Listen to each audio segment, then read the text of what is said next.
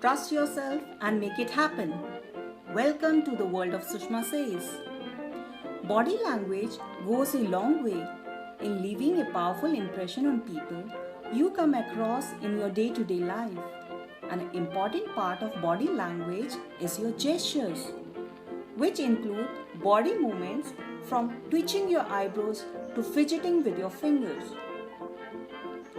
Are gestures important to communication? The answer is yes. Let me explain how.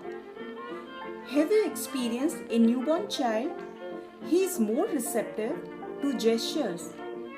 For example, try tilting your head while communicating with a newborn child or a toddler. You will find him both attentive and receptive towards you. Right from the day you are born to every interaction in society involves several gestures, such as a firm handshake reveals a person's confidence level and self-belief. A nod of the head during a conversation conveys acknowledgement and shows that you are focused on the conversation. Conversely, inappropriate gestures can reduce the importance of the spoken word and create an adverse impression. For instance, people who bite their nails, stare at the ground, sweat due to anxiety, reveal their lack of confidence as well as nervousness, which works against them and leaves a poor impression. As our hands are the most expressive parts of our body during communication, in a big way, it indicates our mental process. Open hands. Open hands are always a sign of trust. It allows positive energy to flow from the speaker to the listeners and make the listeners more receptive. Restless, wringing, and clenched hands shows a sign of uneasy, anxiety, a lot of nervous energy, negative emotions, feeling of insecurity and discomfort. Crossed arms. An arm gripping is a defensive posture and shows as a negative attitude. Arms behind the back. If a person tightly clenches his fist behind his back or tightly holds the wrist of one hand, it either shows that she is trying to disguise emotions or facing inner conflict. The same gesture, arms at the back but with unclenched hands, can on the other hand shows excellence and confidence.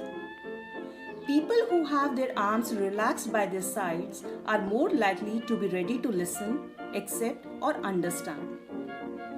There are numerous hand-to-face gestures that signify certain moods or attitudes. For example, hand covering the mouth. This gesture might show that the person is lying, trying to hide feeling, or deliberately not expressing his views. Scratching the neck or scratching the head means frustration. Rubbing the eyes, hands on the hips, putting something in mouth shows wrong impression. It should be avoided in public. Hand behind the back of the head. It is a typical gesture that means everything is under control. This is a gesture that signifies assurance and dominance. Again, cross leg. Cross leg and with the foot moving in the small kicking motion shows a defensive attitude. It signifies boredom and the person wanted to leave the place. Self-improvement is a journey which never ends. At every walk of life, we learn, adapt, and extemporize. Gestures clarify and support your words. Always respond naturally to what you think, feel, and say. It dramatizes your ideas. Help dissipate nervous tension. Purposeful gestures are a good outlet for the nervous energy inherent in a speaking situation. Gestures function as a visual aids. Stimulate audience participation. few simple tricks that help us to project better. Open body position, upright posture, relaxed and open facial expressions, arms hanging relaxed by the sides, and regular eye contact.